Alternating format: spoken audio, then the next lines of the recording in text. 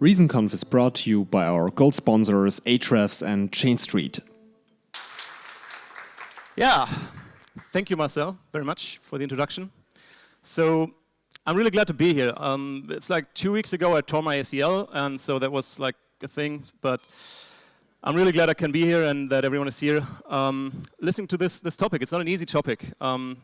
So you guys all seen this title, and there's, I deal with this condition called ADHD, and today we have close to 200 people in this room. So the interesting thing is that probably like 10 to 15 of you guys also deal with ADHD. And some of you might not even know that by now. So, yeah. So the goals of my talk are, firstly, I want to raise some awareness in tech for ADHD, because that is not being talked about a lot, I feel. So I want to put that out there.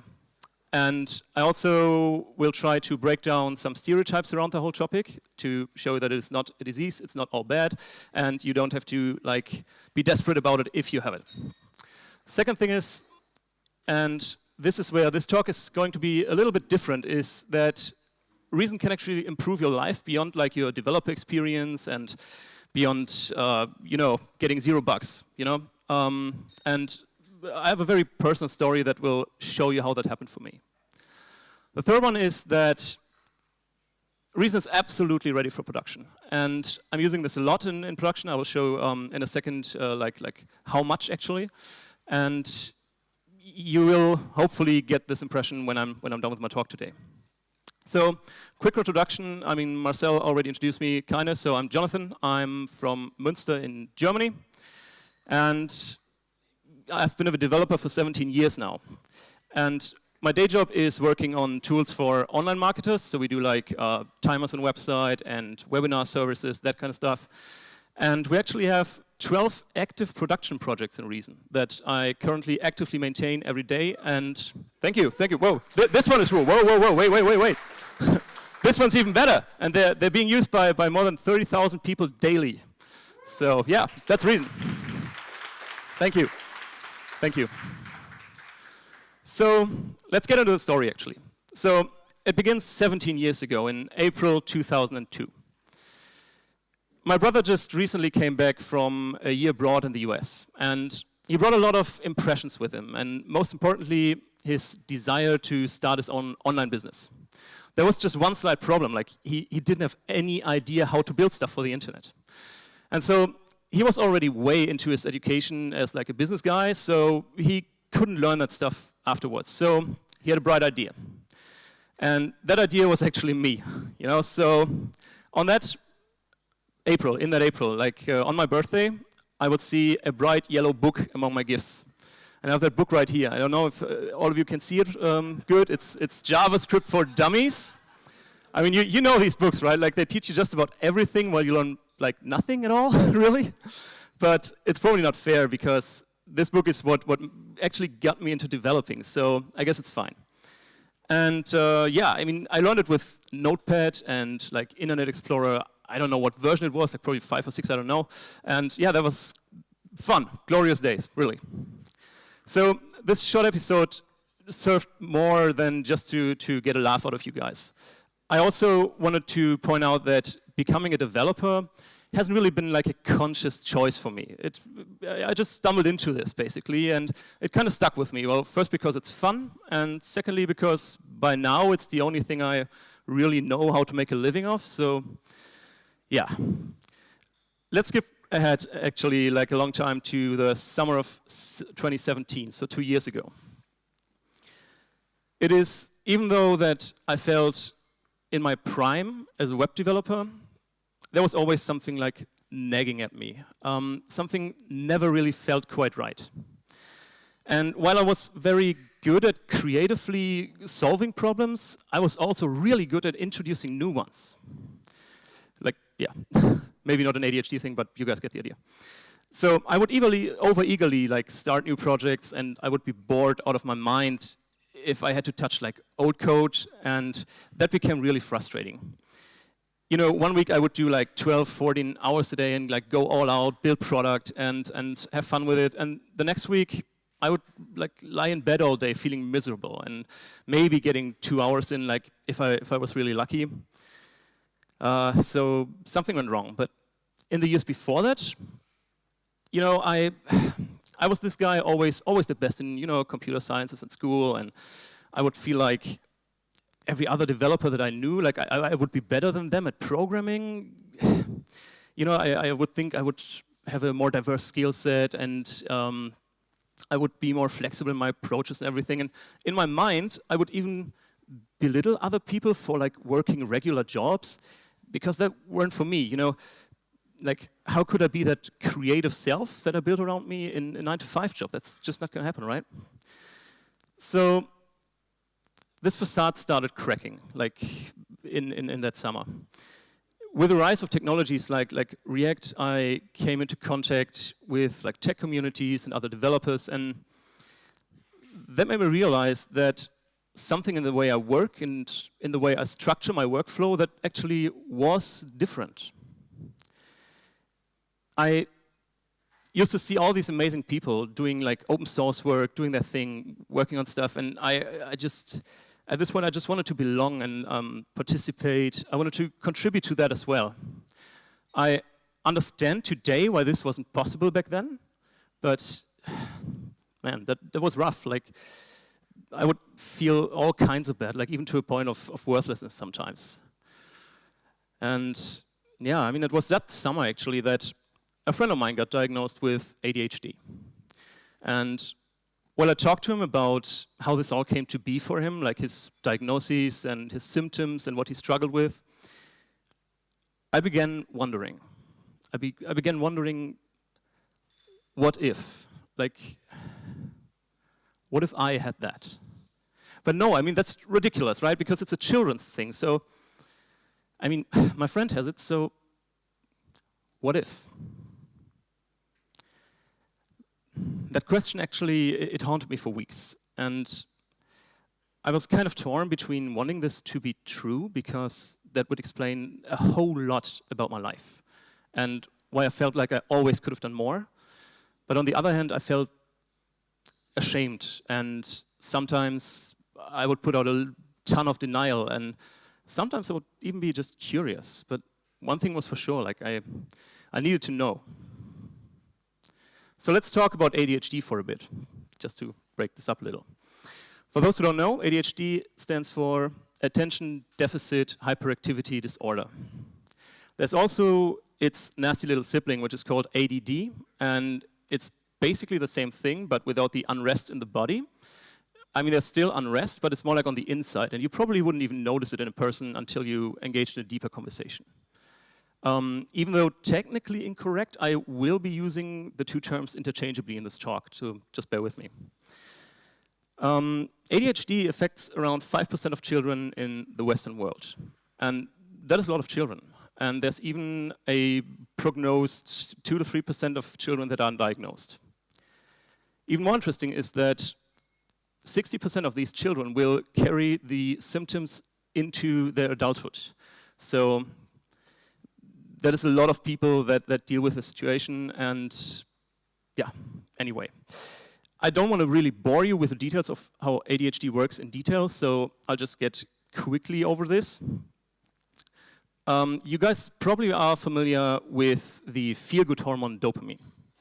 So what happens with dopamine, it's quite powerful. It's what drives your reward system. So it's really easy, see? Dopamine gets released into your brain. You see, and then there's this point right here, right? So this is the synaptic gap, and it gets picked back up by specific receptors in that. So what? No, I like to think of it as like a pool full of beach balls. You see, they, yeah, great graphics, I know. They enter on the one side, and they get sucked up on the other side. See? That's what that's what happens. Thank you. So the brain seeks to keep this pool relatively full during the day. In ADHD, though, this is a bit different, because there are two general types of ADHD. Like in the first one, there aren't coming enough beach balls in. And the second one is that too many get sucked away, like way too fast. And this is the reason, by the way, why drugs like heroin work this well, because they just flood the pool full of balls, like all the time. And it is very important to understand that the human brain will always seek to maximize their dopamine levels. So, yeah. What does that actually mean for the ADHD brain? Well, the ADHD brain will always seek out stimuli to replenish this pool, because it empties rather fast when you try to focus. So the brain will always look for triggers to keep it entertained. So you see, reading a newspaper in the morning, that could go a little bit like, that's an interesting headline. Window, bird. And it's like, oil prices are up again? Hunger, fridge, bird, milk, bird. And it's like, oil crisis. What is for lunch? Window, car, hunger, bird, bird. It's like, how long was Mandela in prison again? I wonder. Window, bird. It's like, I should visit Paris next year. So that is exhausting. Seriously. It's sometimes that bad. I'm not kidding. It gets really bad. So, yeah. Let's continue with the story for now. So I went to see a nearby specialist to get a test. And this test basically consists of a cognitive test that puts your ability to focus under immense pressure. So needless to say, I failed hard. Like, that was a weird realization, to be honest. There was some hope, though. The doctor prescribed me a medication called methylphenidate. And important, very important, guys, I'm skipping a lot here because medication is not the first thing to do when you're diagnosed with ADHD at all. So if you're curious about alternatives or something, you can come talk to me later. And yeah, you would think actually that hyperactive persons, they would need calming down. But actually the opposite is true. Methylphenidate is a stimulant. So it basically increases your dopamine levels by blocking the exit route. And this leads to more focus, which in turn leads to a calmer mind overall. Guys, so the first time I was on this medication, it was like an awakening. It was like, it's hard to describe, you know. An example is I started to write a journal in which I wanted to document my first few weeks, like how I felt, what's going on. And I would sit down and write this journal, and an entry would go like, Sunday, 10 a.m. I'm sitting here writing this journal, realizing I don't mind writing this journal. That's ridiculous. So that is actually something that happens. So do you know the movie Limitless? Has anyone seen it here? Like, hands please? Yeah, Limitless? So it was a little like that. All of a sudden I could see so much more detail in things, and I could hear things more clearly, and like touch was so intense. I would be standing in front of my bathroom mirror, like touching my face in awe, and be like, what is this? So yeah, I felt invincible during these first few months taking this medication, because I finally got my life under control. Like, all of a sudden I had a tidy living space, a tidy workspace. I was so productive and efficient at work all of a sudden. And even that small, moderate social anxiety that I entertained, because it was hard talking to people, because I would get like exhausted, it's just gone, like just gone. I also was on track when it comes to being a developer, because you know, I started some work on open source, and I connected to more people online, and I was just vibrant with energy. So with ADD comes actually a bunch of periods that you have in your life that are called hyperfocus. What happens in hyperfocus is you kind of feel like Pac-Man. So you're running around in a maze, and you're desperately like trying to collect your peck dots, and all while being hunted by your ghosts. But oh boy, if you get one of those fruits, you know, you're on fire. Like, you're running around like crazy, and nothing can stop you, and you even chase down your own ghosts, and then it ran out. So in the past, I would get tons of work done when that happened, like really a lot. And I would need days to recover from that after that. So yeah, with the medication though, I was like Terminator Pac-Man like all day long. So at this point, you guys might be wondering, if this guy is really Terminator Pac-Man, like, how come he's here on stage, like, talking to us? Well, as you all know, everything that goes up will come down eventually. That's just law of nature. And I came down hard. You see, the name methylphenidate, it implies, right? So it has a very similar molecular structure to meth. So there's actually some routine medical checks that are performed if you're on this medication. And so they take some blood work and do some ECGs, so heart screens.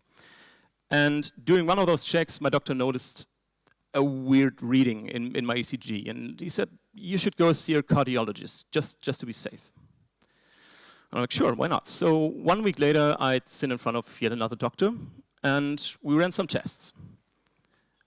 And there go the slides. We ran some tests, and I was still in good spirits because, you know, Pac-Man mode still engaged, so I was good. And he scanned the screen for a while, and like when he looked up at me, my whole world actually like changed, because what he said was, you need to go to the hospital, like right now. And please don't drive there yourself, as you might endanger other people. So I was like, wow, like I didn't know what was happening. Like my mind was racing, and my heart started pounding in my ears, and there was this icy fist, like real clenching down on my stomach, and the whole room just got smaller around me. And I just thought, well, this is it, I guess. I guess I'm gonna die. And this was the first thing in my life, actually, the first time that I actually feared for my life, you know. So he went on to explain that he's that serious because of the sudden shift in these readings. So a few months ago, everything was fine. So that is why he was so concerned. Yeah. To make a, let me go back one sec. So I called someone and we went to the hospital. And to make a long story short, in the hospital, because I don't want to bore you with the details this time for real, I was in there a little over a week, and they performed 2 MRIs and some multiple ultrasounds, and like, oh yeah, a long-term ECG, and even a friggin' heart catheter. Like, I even got that scar right here. You know the procedure where they stick like a tube in your heart? It's not fun. So they did all that, and they found absolutely nothing. Like, healthy as a horse. It was weird. There was no visible explanation. And yeah, they said that even though there was no harm done yet physically, the medication was probably at fault, and there was no real reason not to take it right now, but they strongly advised against it. And again, that was it. I mean, sure, I was glad to be healthy, still am, but all of this acquired, you know, confidence and these dreams I collected during that time with medication, they were all out the window. And, you know, I really didn't want to go back to that old self. Like, I hated this person because he couldn't talk to people. He had like no discipline at all. And I never wanted to be him again. But I guess there I was. You know. There's one thing I didn't tell you yet about the hospital stay. Obviously, I got a lot of free time on my hands, so I decided to learn a new language. I mean, that's what we do, right? We learn new languages in our spare time. And I came across Reason like even 1 year earlier, but it was quite OCaml-y still then. So the syntax didn't really appeal to me, and honestly, I didn't have the patience to get into that. But then and there in the hospital, it was quite a different story, because the syntax changed drastically towards JavaScript at that point, and we had this amazing community on Discord that would help out. Like, actually, almost all of my beginner questions were answered by Sheng Lu at that point, so that was awesome. Thank you very much. And yeah, so I had this time, and I read through all the Reason docs, BuckleScript docs, and Reason React docs, and I just started working in a company project. And my reasoning was, well, it's a language with guaranteed type safety, so what better place to start at than the data layer? So I had this project, which was a Redux project. And I decided to switch out all of the data stuff around Redux with Reason. We had like async actions, selectors, the whole shebang. So I'm sure you're already seeing where this is heading. Like, this failed horribly. And that was kind of frustrating, but still, you know, I created some insane bindings to the selector package. Like, it took me like 7 days, I think, to create these bindings. As a beginner, you know, abstract data types, it's just weird, right? So it took me like way too long, and the data conversion from and to the store, because that all was just JavaScript, that was just everything that Reason should help you prevent of doing, right? So I learned a lot doing that, though. So I was one of those beginners who thought like lists and records are the best and arrays are the devil, you shouldn't use them. So because it's a language feature, right? So you use the new stuff. Yeah, but the important thing is I was able to see past my very poor first choice as a project and see the benefits of Reason, really. So I quickly want to get into how Reason, like we're fast forwarding to basically now, but I want to quickly get into how Reason actually helps me deal with the daily challenges I have with ADD. So the first thing is revisiting old code. I'm sure you guys all know this like feeling when you need to get into an older code base and you need to maybe fix some stuff, maybe add some features, and it just sucks. And usually we would talk about like 2 to 3 months before that kind of happens, because before you're like, ugh, okay. But on ADD, it's more like 1 to 2 weeks. You see, my brain wants to be entertained, and so it usually likes to rethink problems rather than storing them in memory. The good thing is that Reason lets me really be safe here, because I don't need to rethink everything. I can just change some stuff and the compiler will throw errors at me, so that's great. That works out. And that helps me preserve a lot of my focus. The second thing is taking recovery breaks. So once I was aware of my ADD, I needed to change a lot of my own expectations about the way I work and about work in general. So I realized I get bored really fast, and instead of forcing this, I took some breaks after that. Like usually after an hour, I need a break. And this is mostly, that can be anything. Like I can switch to another project, I can, I don't know, just walk around, drink some tea, it's whatever. But the key is that I need a pattern interruption to refill that pool, you know? So in JavaScript, I would forget stuff. Like I would get away from the computer and do some stuff, I would come back, and then I would work on anything and would have probably left some debug lines in there, or maybe a bug that I just introduced and was frustrated with. So that would still be waiting there for me, right? Reason, on the other hand, it just sits there patiently and throws errors at me when I come back, and I think it actually enjoys that, but still, that's another story.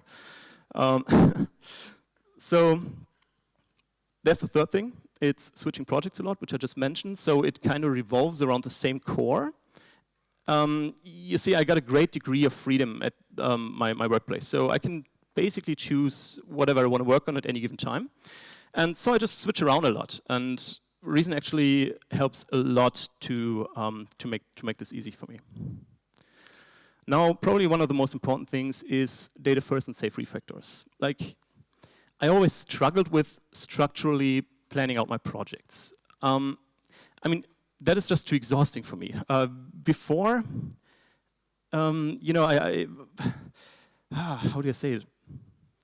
I learned this stuff at one point, right? Like everybody did. So we do flowcharts and we plan out our project in data flow and all that kind of thing. So I know how that works, but it's just, I can't do it. Can't bring myself to it. So my solution to everything was always just keep that whole structure in my mind. You know, it'll be fine. No, it's not fine. Next day, everything is gone.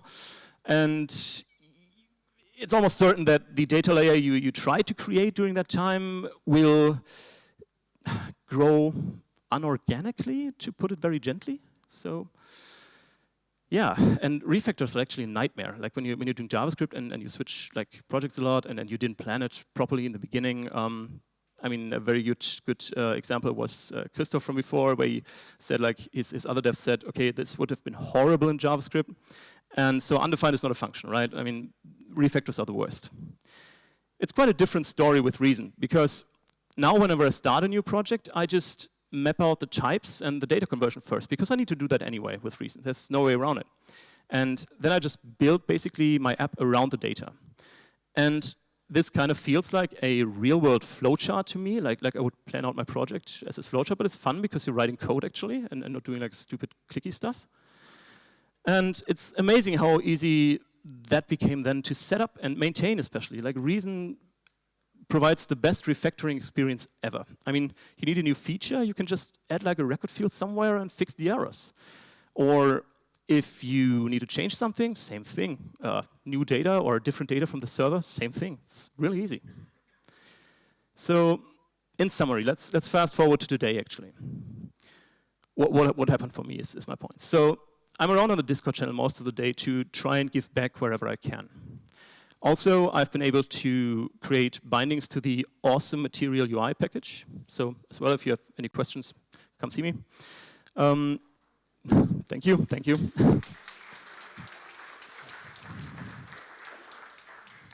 So, even more importantly, I have replaced thousands of files in our front end. As I said before, I maintain 12 active Reason projects in production. And what this has done for us is we would have like 30 front-end bugs probably per month. And this decreased it to like 1. I'm serious, like guys, this is real. Like, thanks. This is real. I couldn't even make that up. This is so ridiculous. Like, Reason performs that good in production for us. So by now, I don't even like, we had the topic a lot today, but I don't even bother writing front-end tests anymore. Maybe Cypress tests here and there to check some business logic, but I don't. It's not necessary, right? So, where was I? Yeah, even PHP, right? So we have a lot of PHP because we do a lot of WordPress stuff, and so I even annotate PHP now because of Reason, because it showed me how valuable that is to put that in. And even though I can't statically enforce the types, unfortunately, yeah, I can annotate and get auto-completion and stuff. So that decreased the bugs a lot as well. So, in summary, what about all these shattered hopes and dreams that I had like 2 years ago? I mean, open source work? Yeah, I do that now. Being able to like maintain large code bases? Yep. Doing that with a breeze. Feeling like valued by my peers and company? Yep, got that. And most importantly for me, not losing my creative edge and fast thinking. And yeah, I still got that. So Reason makes that possible. I will say I still react kind of poorly to medication. So I only use that very sparingly. But I'm okay with that now because Reason allows me to express that former self that I hated so much, and my creativity and my passion for my work in a very safe way. And I can let my brain go haywire whenever it wants without needing to fear, bugs or stuff or anything, like careless mistakes creeping into our products. And so, yes, Reason actually keeps my ADHD out of production. Thank you.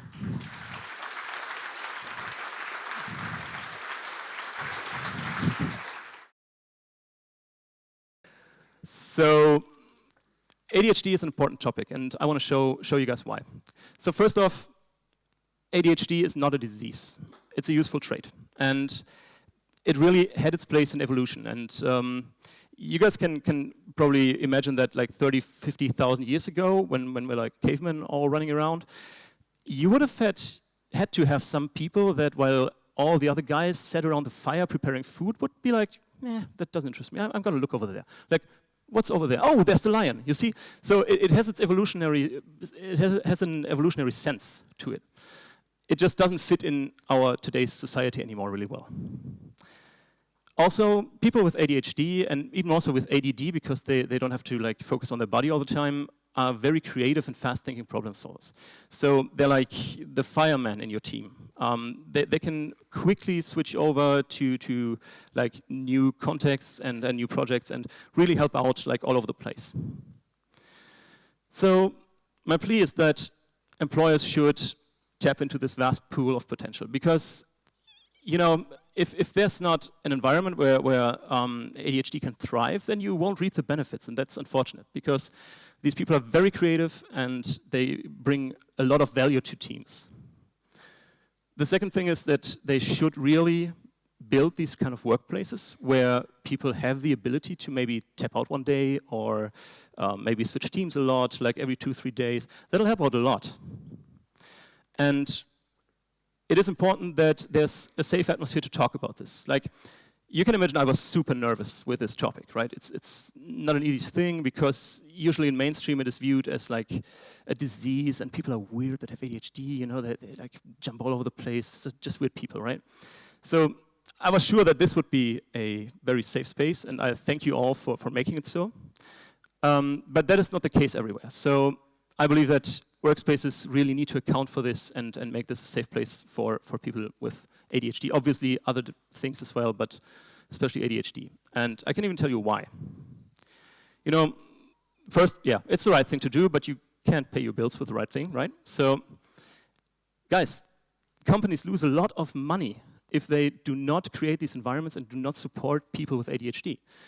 Because as I talked about, like, we're amazing like firemen. We can do stuff all over the place that like the normal developer, and this is not like a comparison in itself. This is not to offend anyone or whatever. But you know, normal developers are better at one thing and people with ADD are better at another thing. And there needs to be a workplace where both can thrive so people like companies don't lose money.